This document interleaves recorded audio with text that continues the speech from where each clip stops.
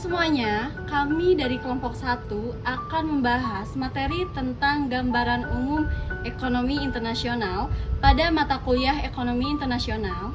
Tapi sebelum kita mulai, jangan lupa untuk like, comment, and subscribe ya. Dukungan kalian sangat berarti bagi kami. Namun, sebelum kita melanjutkan ke pembahasan materi, izinkan kami untuk memperkenalkan diri terlebih dahulu. Kami dari kelompok 1 yang beranggotakan 3 orang, dan perkenalkan nama saya Nanda Azahra Adawiyah dengan NPM 3402230213 bersama dengan teman-teman saya. Perkenalkan, nama saya Reni Karina dengan NPM 3402230305. Perkenalkan, saya Azmi Nurul Afifah dengan NPM 3402230029. Kami berharap video ini dapat memberikan informasi yang bermanfaat buat kalian semua, dan kalau kalian punya pertanyaan atau masukan, tulis aja di kolom komentar ya. Yuk langsung aja kita mulai pembahasannya.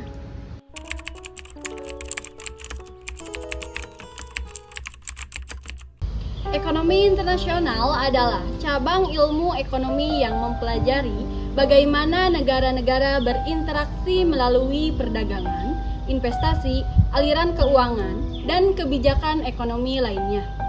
Studi ini mencangkup bagaimana kebijakan perdagangan, pergerakan modal, nilai tukar, serta kerjasama ekonomi antar negara mempengaruhi perekonomian global dan nasional. Berikut adalah gambaran umum dari ekonomi internasional. Perdagangan internasional.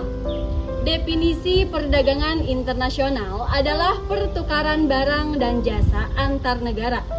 Setiap negara memiliki keunggulan komparatif dalam produksi barang tertentu yang membuat mereka lebih efisien dalam menghasilkan produk tersebut.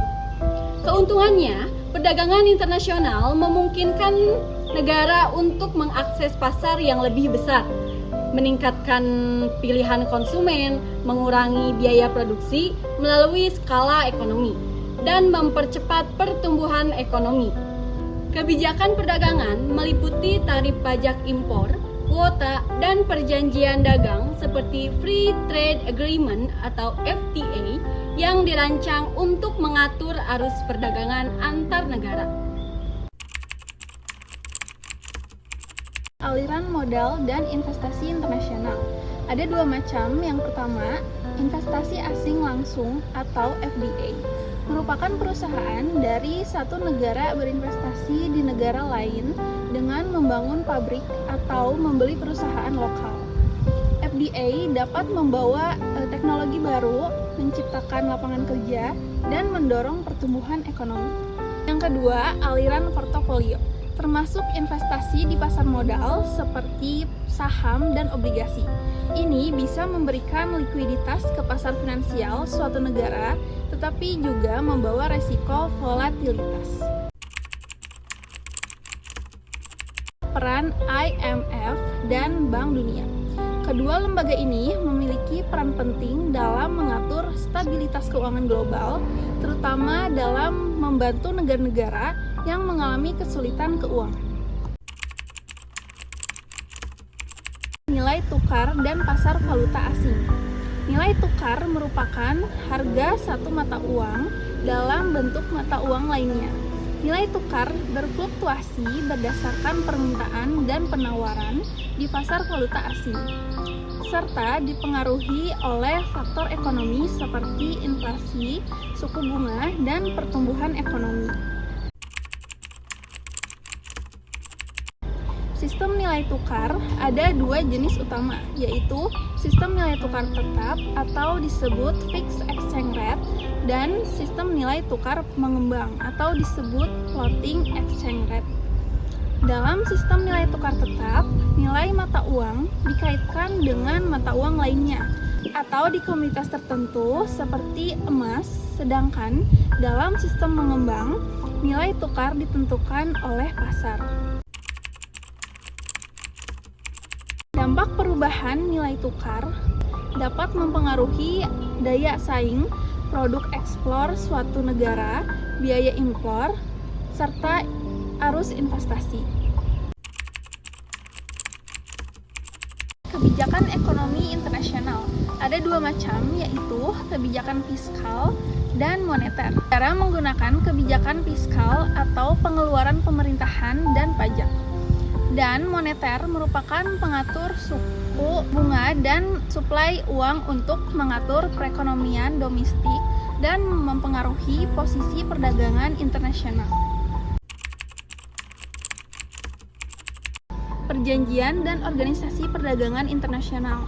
Organisasi seperti World Trade Organization atau WTO mengatur aturan perdagangan antar negara untuk mendorong perdagangan yang adil dan bebas.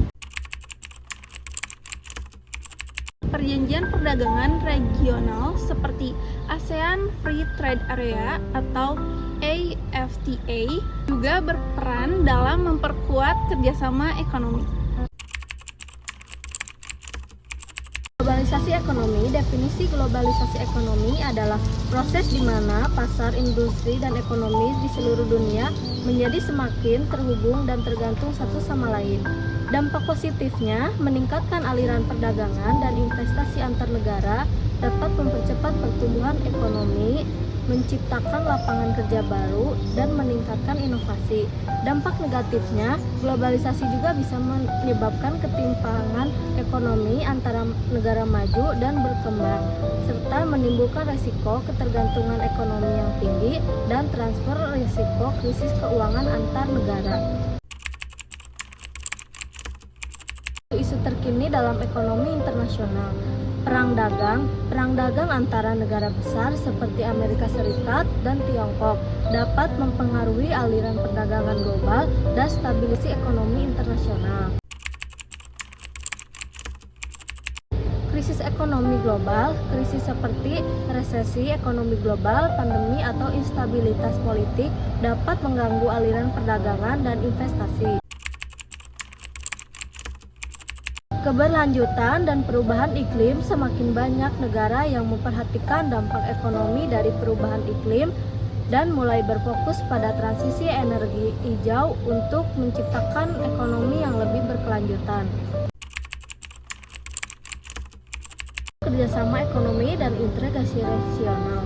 Contoh integrasi regional, Uni Eropa, NAFTA, North America Free Trade Agreement, dan ASEAN adalah contoh bagaimana negara-negara menggabungkan kekuatan ekonomi mereka untuk menciptakan kawasan perdagangan bebas, meningkatkan daya saing ekonomi mereka. Keuntungan integrasi memungkinkan negara-negara anggota untuk menghilangkan hambatan perdagangan, meningkatkan investasi, serta memperkuat stabilitas ekonomi regional.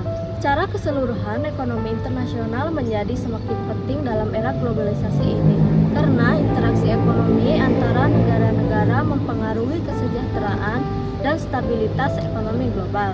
Memahami dinamika ini penting bagi pemerintah dan pelaku bisnis dalam mengambil keputusan ekonomi yang tepat. Bank Indonesia, BI memandang ketidakpastian ekonomi masih tinggi ke depan. Selain itu, BI pun menilai pertumbuhan ekonomi global pada 2025 juga bakal berpotensi sama seperti tahun ini, yakni hanya tumbuh 3,1%. Selain itu, BI juga mengingatkan inflasi global yang masih tinggi.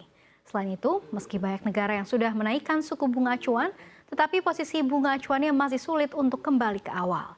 Sedangkan saat ini, BI dan pelaku pasar masih berharap The Fed bisa memangkas bunga acuannya menjelang akhir 2024. Karena itu, BI menilai faktor ketidakpastian di global masih kuat, ditambah persoalan tensi geopolitik yang bisa berdampak terhadap ekonomi Indonesia. So I've got a couple questions. One is concerning Egypt. So we've had a relatively resilient global economy so far. We expect that resilience to continue into 2024. At the same time, inflation is coming down. Labor markets continue to be resilient. Of course, the news is not all good because this resilience with growth hovering around 3%, both last year and expected over the medium term, that's much lower than previous kind of global average growth rates, which were about 3.8%. So we do have work to do to lift global growth, especially over the medium term. Discuss the legal basis for seizing 300 billion in frozen Russian assets. Our team is in discussions with the authorities on a set of policies that would support completion of the first and second reviews of the EFF that Egypt has with the fund. This strong engagement that we've had with the authorities has helped achieve important progress in the discussions, and we do expect those discussions to continue in the coming weeks to operationalize the key policy priorities.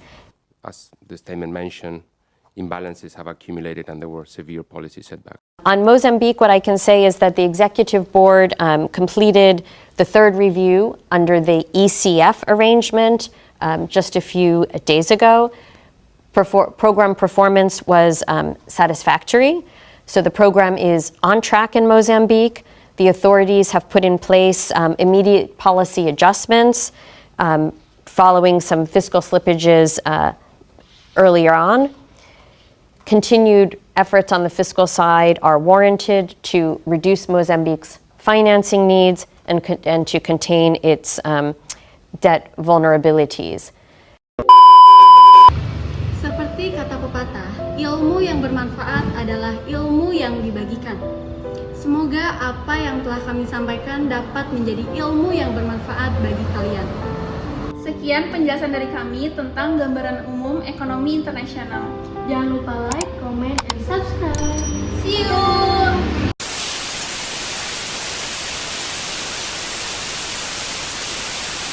A few moments later.